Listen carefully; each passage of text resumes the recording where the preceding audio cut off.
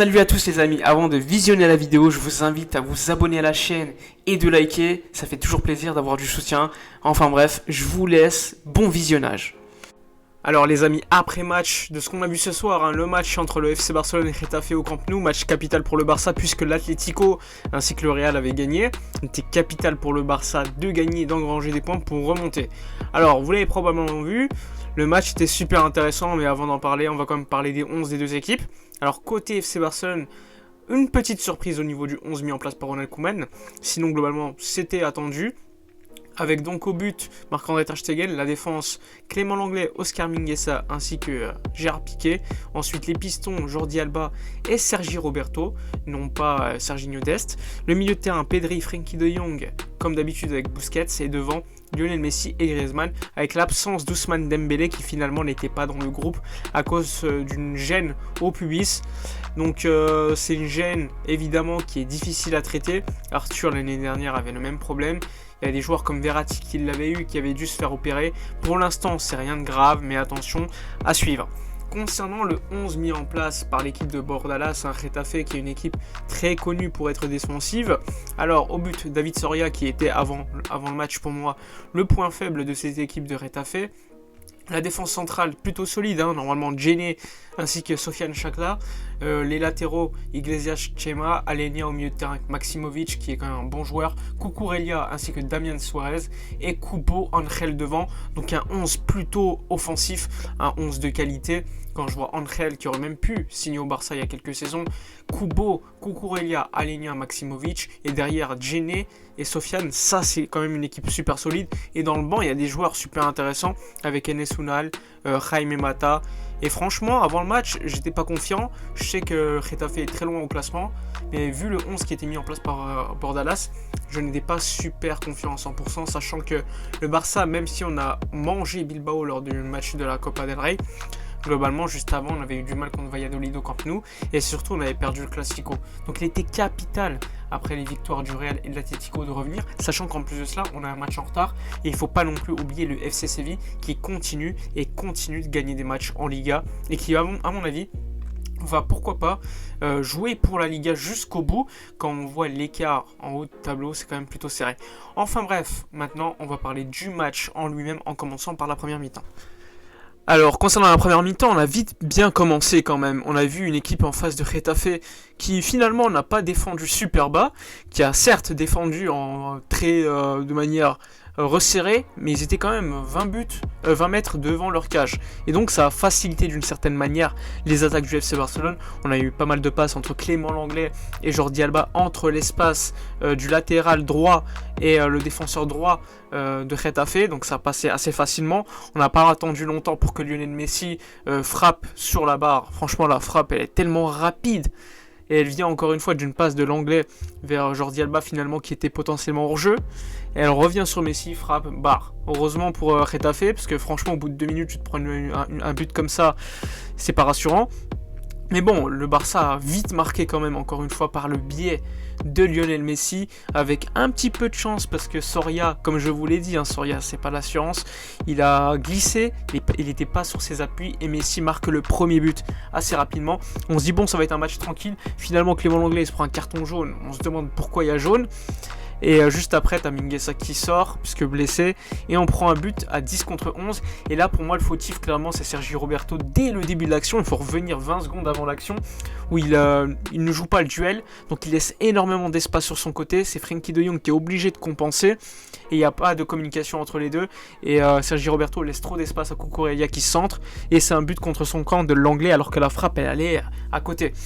Bon, à 1-1, là, on se dit, bon, ça va être peut-être compliqué ce soir, mais finalement Getafe nous donne un but avec Sofiane Chakla qui défend bien d'habitude, mais la mauvaise communication avec David Soria, ça fait 2-1. Et ensuite là, le Barça commençait à se relâcher, à jouer un peu mieux. On a vu notamment Messi être en très très grande forme, parce que là ce Messi, quand il est comme ça, tu peux rien faire. Et on l'a vu, c'est lui qui marque le 3-1, frappe sur le poteau qui revient sur lui, c'est le but, 3-1, on se dit on est tranquille. On a vu quand même une première mi-temps globalement plutôt bonne côté Barça, même s'il y a certains joueurs qui à mon avis auraient pu être meilleurs. Je pense notamment au milieu de terrain, Pedri qui n'a pas été à mon avis à son niveau habituel. Il y a également Griezmann. Griezmann, on le sait, c'est pas un joueur qui va dribbler, mais quand même, on s'attend à beaucoup plus de lui, à beaucoup plus de présence. À un moment donné, il y a Messi qui fait une magnifique passe, il glisse malheureusement. Sinon, globalement, ça a été plutôt bon, plutôt solide. J'ai pas vu d'autres joueurs, mais bon, ils étaient assez neutres. Busquets à son niveau. Par contre, Sergi Roberto, il faut en parler. Moi, sur la première mi-temps, pour moi, c'est le pire joueur du côté Barça. C'est un joueur qui, certes, n'est pas excellent. Pour moi, il est moyen partout, à tous les postes où il joue. Et clairement, aujourd'hui, par moment, il jouait littéralement milieu de terrain alors qu'on lui demande d'être piston droit, donc d'être super haut et collé à la ligne. Et sur certaines séquences, on le voyait aller au milieu de terrain. Et Frenkie de Jong était obligé de le remplacer et aller sur le côté droit à coller la ligne. Donc ça, côté Barça, c'était le point négatif. Mais bon, 3-1 à la mi-temps, c'est très positif pour le Barça. Et franchement, rien à dire, même si Getafe aurait pu faire un meilleur match selon moi. On n'a pas vu Kubo, on n'a pas vu Angel, on n'a vu quasiment personne pour Getafe.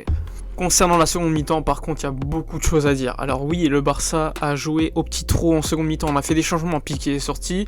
On a vu les rentrées du Ilaix Moriba ainsi que Ronald Araujo.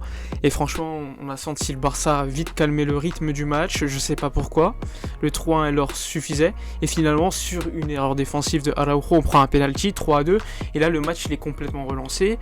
Le match qu'on avait fait en première mi-temps, qui était plutôt correct, et bien en seconde mi-temps, on passe d'un Barça pas bon du tout, qui ne créait quasiment pas d'occasion. Il y a une occasion à un moment donné, Messi fait le décalage pour Trincao, mais la passe que remet Trincao n'est pas bonne. Et là, à partir de ce moment-là, c'est la panique d'une certaine manière. Il y a Koeman qui fait sortir Mingueza, mais il le pourrit. Il le pourrit juste avant. On l'entend, les commentateurs n'avaient pas compris à qui il s'adressait, mais il s'adressait bien à Oscar Mingueza. Alors que l'action juste avant, il fait une belle sortie de balle pour Trincao. Donc je sais pas ce qui s'est passé, mais il est sorti immédiatement. Trincao a essayé Mingueza a essayé de serrer la main de Ronald Koeman sur le banc. Et finalement, il y avait quand même pas mal de tension, pas mal d'hurlements de Ronald Koeman, qui est le patron du vestiaire. Oscar Mingueza, ça reste quand même un jeune joueur, donc je trouve ça un peu dur, surtout qu'il était plutôt bon sur le match. C'était loin d'être le plus ridicule. Mais bon, c'est des affaires de coach, on ne connaît pas. Et ensuite, Ronald Koeman a décidé de faire rentrer Samuel Umtiti.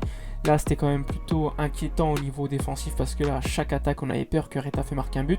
Et heureusement, le corner de Messi, qui est passeur et double buteur ce soir, nous sauve avec cette aide de Ronald Araujo qui se rachète d'une certaine manière. Et franchement, comment dire que ce match qui était largement parti est devenu assez effrayant. On se disait bon, ça va être Getafe, il y a 3-1 à la mi-temps, on va dérouler. Finalement, ça n'a pas été le cas du tout. J'ai vu peu de joueurs bons.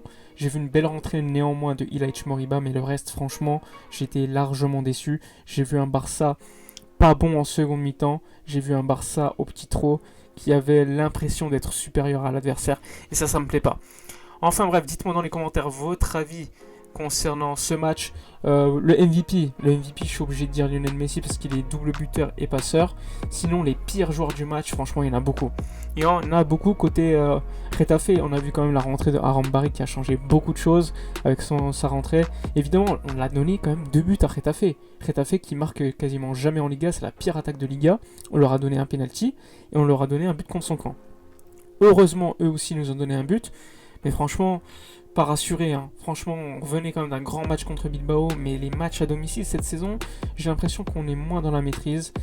Mais bon, le plus important, c'était quand même de gagner, d'être encore dans la lutte pour la Liga, de gagner contre Getafe.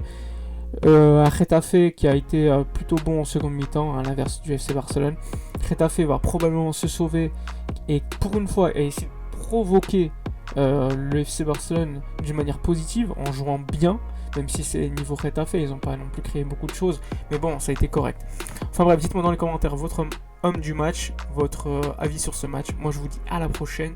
Et d'ici là, comme d'habitude, portez-vous bien.